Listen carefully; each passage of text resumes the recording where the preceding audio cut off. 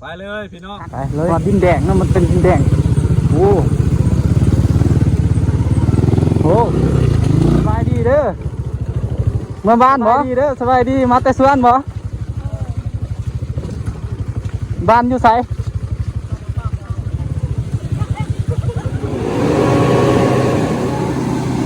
ขึ้นมาโอ้ยเดินมัดจะชิดประมาณนี่เด้อการเดินทางยอดมาเลย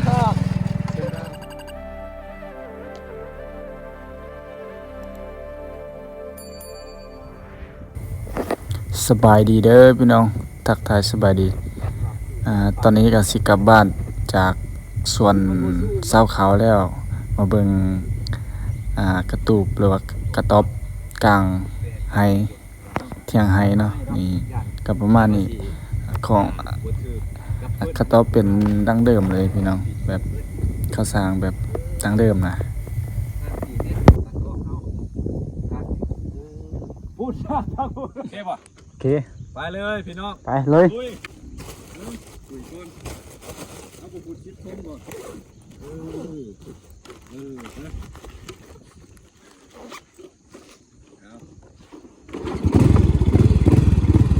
ไป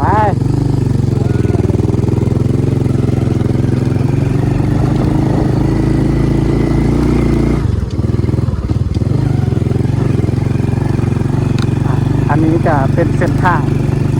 จากให้น้องสาวเข้าเนาะครั้งแรกที่เราคุณได้มากับไอ้พุ่นนั้น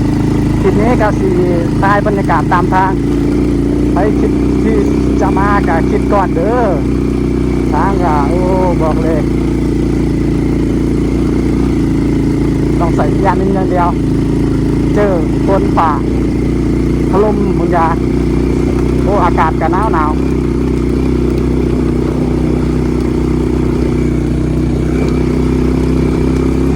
เส้นทางผู้ดอย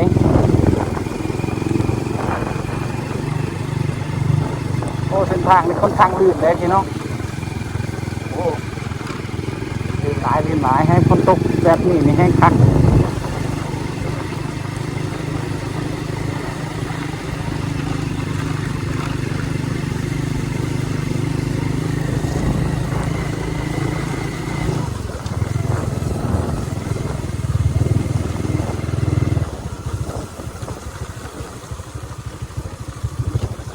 ขึ้นเขาลงคอยได้นี่ได้ต้องใส่เกียร์นี้อย่างเดียว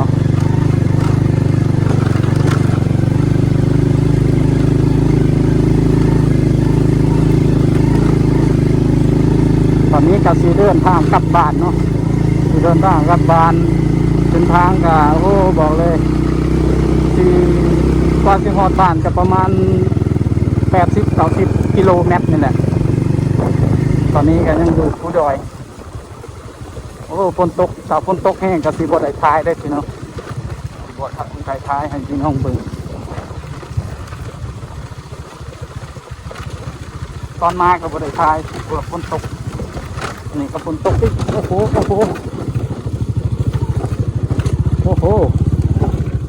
แม่นหักแล้วบ่ขาเหยียบแม่นอะไร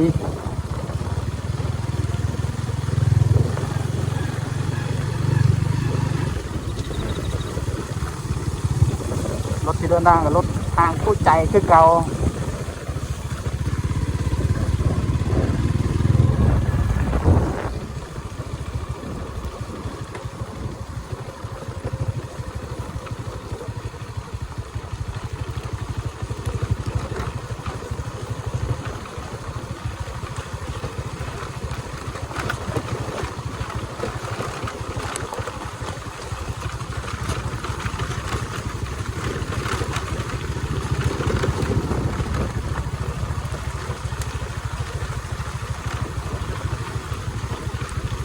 ตอนนี้เรากลับแล้วเนาะถ้าสิไปต่อกับบ่ไหว้แล้วพี่น้องฝนตกเส้นทางบ่ดีถ้าไปต่อกับยังหลายหมู่บ้านเนาะนี่ก็ไปอีกเรื่อยๆจนหอดดักจึงกันแหละแต่ว่าสุดนี้อาจจะบ่ได้ไปแล้วถ้ามีโอกาสก็สิไปสุดหน้า นี้เพราะว่าฝนตกเนาะถ้าจะไปกับยามแรงๆพุ่นแหละยามแรงๆไปต่ออันนี้ก็จะเป็นของฝากของตอนของสาวเขาเป็นสาวเข้าน้องสาวเข้าเนาะมากับนายคนนึงเดินข้างคลิปนี้ต้องสุดอยู่แล้ว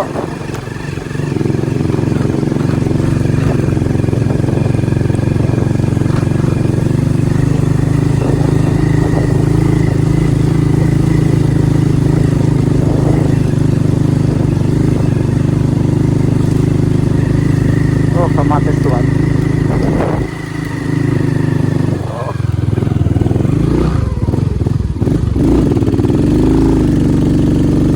โอ้รถมันเป็น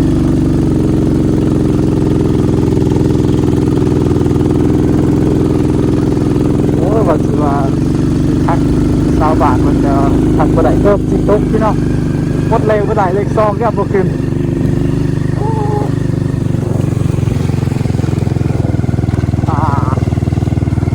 ไ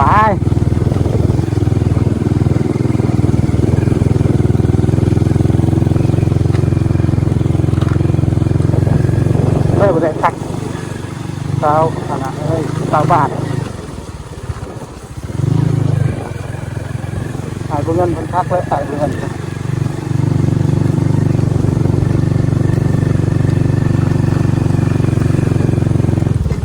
สบายดีเด้อโอ้ไปไงเว้ย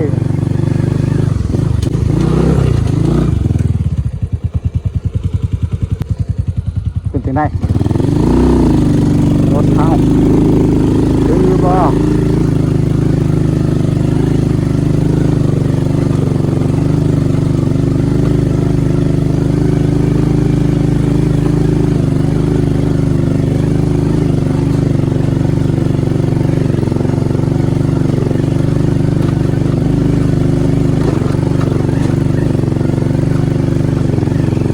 ครั้งแรกในชีวิตเลยที่เราคุณเดินทางไกลขนาดนี้และก็ลำบากทุลักทุเลแต่ว่าเป็นนังเพราะว่าเฮ้ามักอยู่แล้วถ้ามีโอกาสก็สิเดินทางต่ออีกกับอ้ายบ่เงินคือเก่า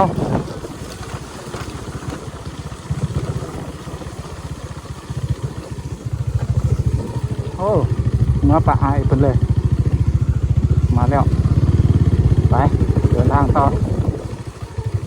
มาทางใครต้องบ่คิดกันทางกันหน่อยหนึ่งบ่ได้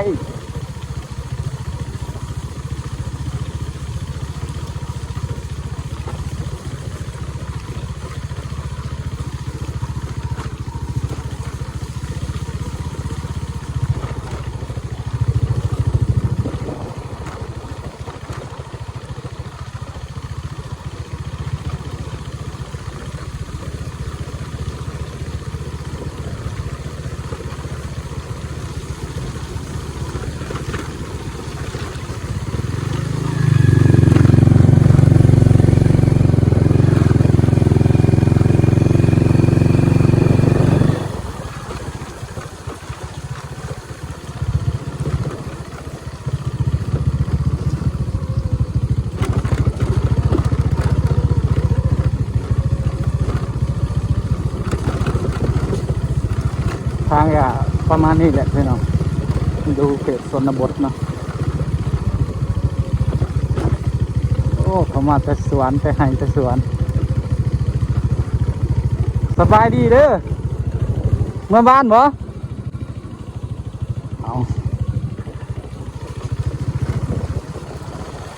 บ่น้ำ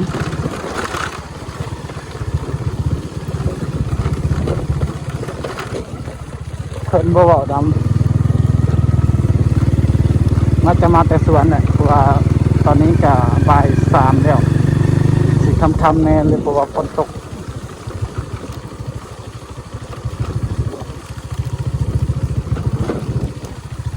โอ้คลิปมื้อนี้ก็ได้หลายเติบอยู่แต่ว่ามันจักสิเป็นหรือบ่นะเพราะว่าเฮาก็ถ่ายตามอ้ายบ่เงินเพิ่นเพราะว่าเฮาก็มือใหม่เนาะมือใหม่ที่เดินทางแบบนี้เก็บประสบการณ์ไว้ก่อน ก็บประสบการณ์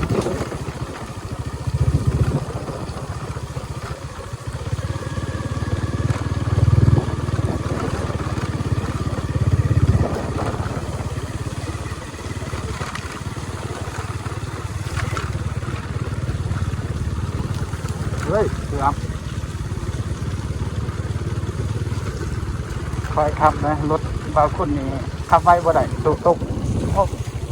นำอีหยังอีกนะ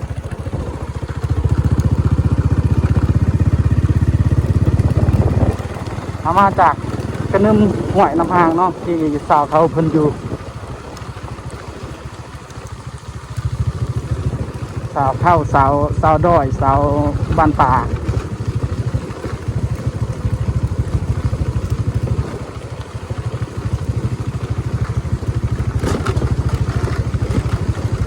โอ้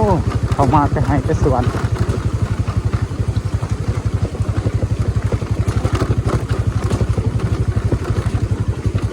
อ้าวเกือบนี่คือหมักตกว่ะเกือบนี่ว่ะ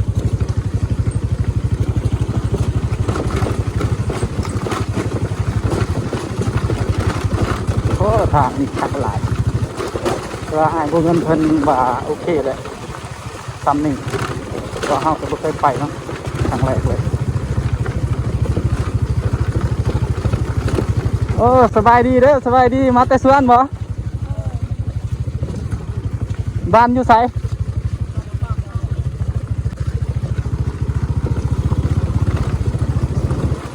เนาะบ้านรักบอกใหม่ตอนคลิปที่เฮามาเนาะเฮาถ่ายมันก็ใกล้เติบเด้พี่น้องเขาย่างเอาเนาะบ่มีรถน่าจะมาแต่สวนนั่นแหละมาแต่สวนเสียหยาเพราะว่าช่วงนี้เขาเสียหยาโอ้น้ำขึ้นเลยอันนี้น้ำหยังเนาะบัดนี้แม่นน้ำอ่างเลยเปิดอ่างโอ้น้ำขึ้นพี่น้องตอนเข้ามานี่มันบรรยายซ้ำนี่นะบนเงินเพิ่นจอดเลยนะเพิ่นคือเนี่ยเพราะว่าเพิ่นบอกเก่งเนาะเดี๋ยวเอาบอกเก่งอาจจะทักทายแบบตามภาษาเฮาอะไรขนมเฮาก็แจกหมดไปแล้วแจกขนมหมดแล้ว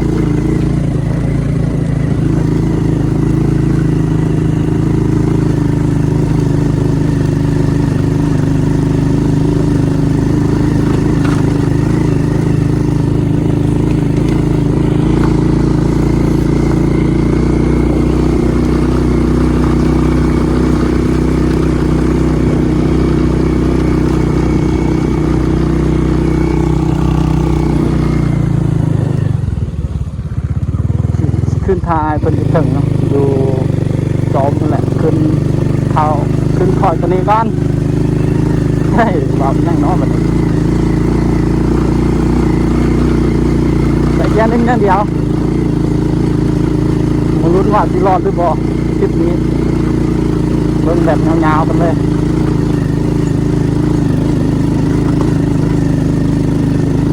โอ้ทางไกลคือทางแถววังตัดมาแถววังตัดก็ใช่แน่อยู่ทางแถววังตัด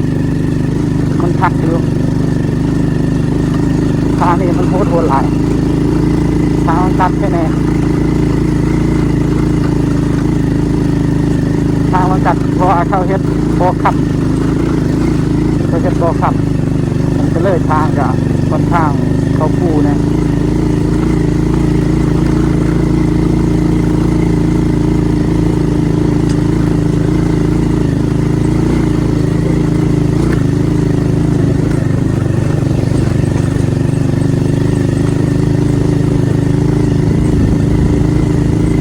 ก็ห้องฟ้าเหลืองพี่น้อง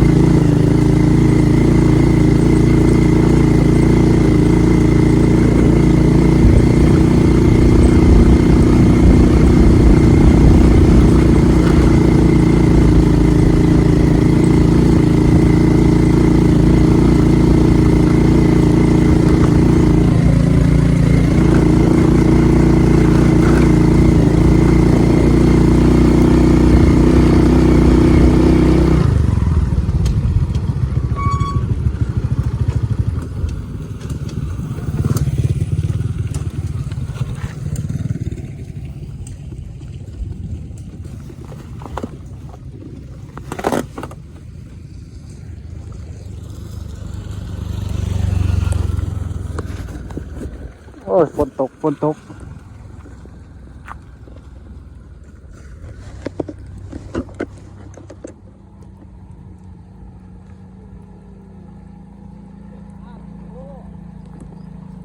โอ้ทางสุดยอดเลยทาง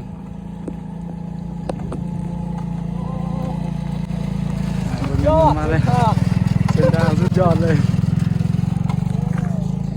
นี่พลังงานลมพี่น้องพัดลมนะเย็นบ่เย็นบ่มันปินเลยได้โอ้มีโอกาสเนาะไปเที่ยวอยู่ฮะกับบ่าวอินตาเอาเดี๋ยวเดินทางต่อพี่น้องแบตเตอรี่ต่ำแล้ว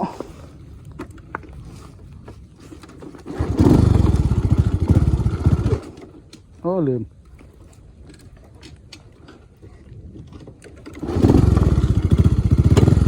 กับคันบนเอากับห่างพี่น้องเอ้ย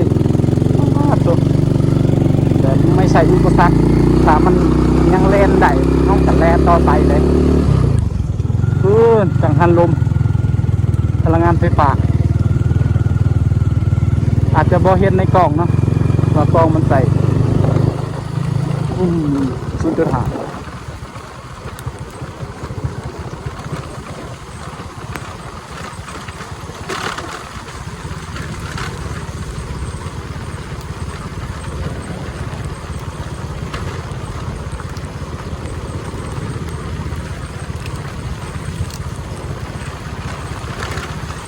ฝนตกฝนตกนี่บ้านดักบอกใหม่พี่น้อง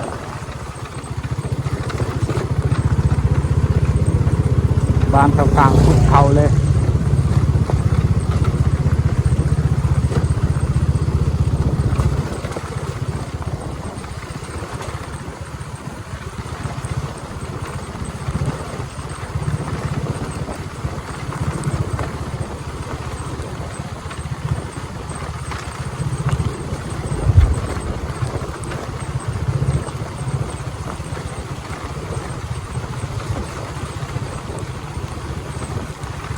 โอ้น้ำขึ้นหลาย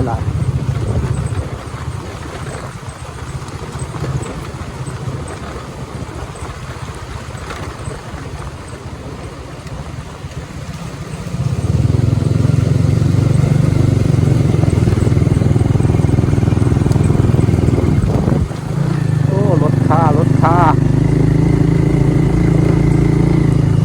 โอ้บอกเลยทางนี่เลื่อนคักพอดินแดงนะมันเป็นดินแดงโอ้กลับแล้วเอา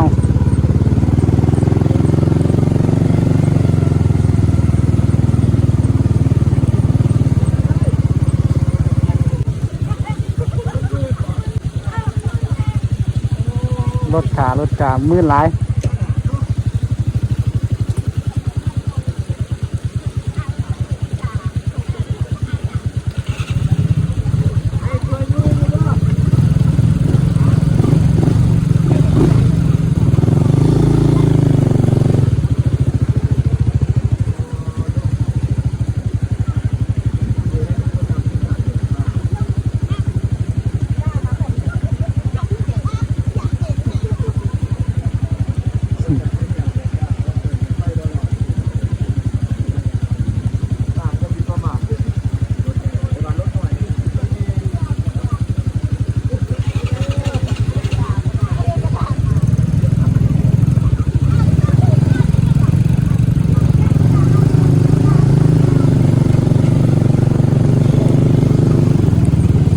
ทางยากหลาย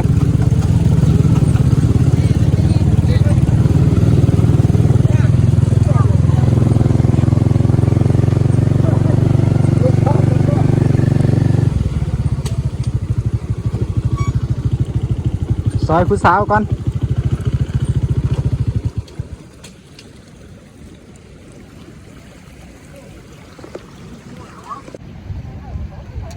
ปลาพี่น้องปลารถมันเหมือนขึ้นบ่ได้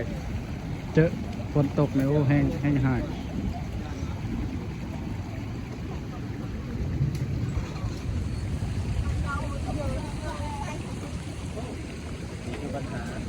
ปัญหาระหว่างการเดินทางของ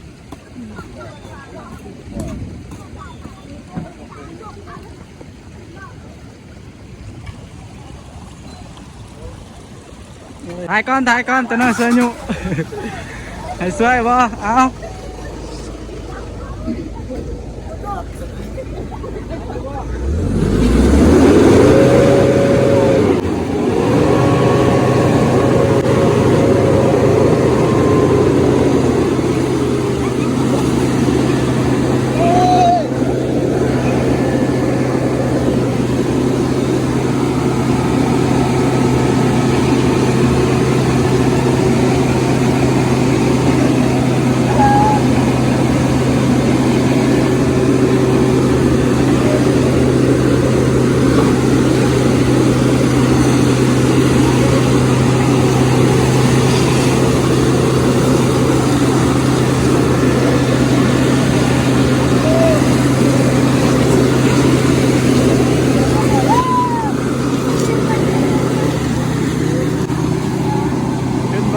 ขึ้นบ่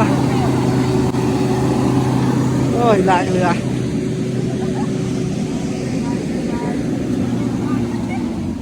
ขึ้นแล้ว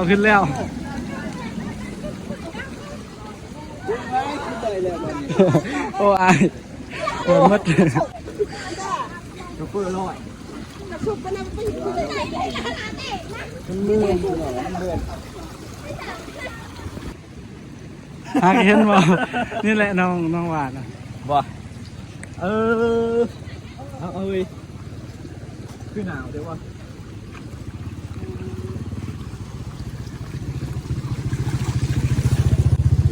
จะชิดประมาณนี่เด้อการเดินทางโทรศัพท์เปียก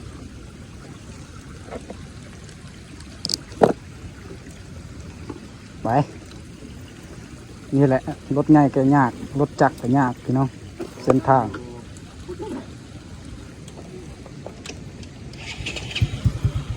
ไปลุยต่อ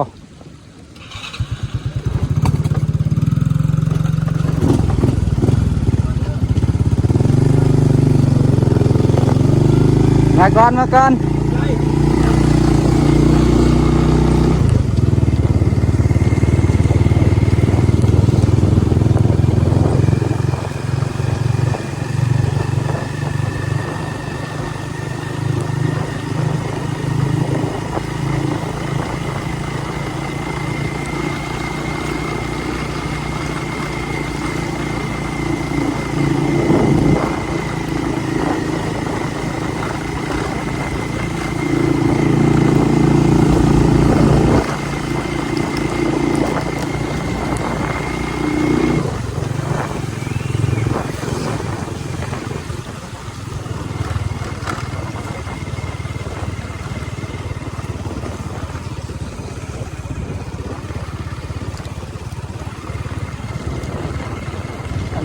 บ้านหลังของใหม่เฮ้ยบ้านหลังของเขามีล้อเรือนในบ้านแสง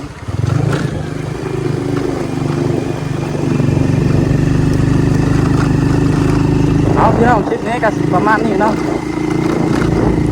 การเดินทางจากจากน้องเฮ้ยส่วนของสาวเท่าเนาะเส้นทางก็บอกเลยโปรดจัดพี่น้องจะได้คอยรุ่นคอยชมกันเนาะคลิปหน้าตาเข้าไปหอดใสกับย่างเข้ามาพอกันอยู่หันเนาะพี่น้องบอกก็ได้เนาะกดฟังไปน้ำกันพี่น้องนี่ก็สิจบคลิปแก้วสำลีฝากเป็นกำลังใจกดไลค์กดติดตามเลยเด้อพี่น้องมาคุณสีฝากแบตก่อนตัวคนกระตุกเนาะด้านโทรศัพท์ที่สิพังพี่น้องบ๊ายบาย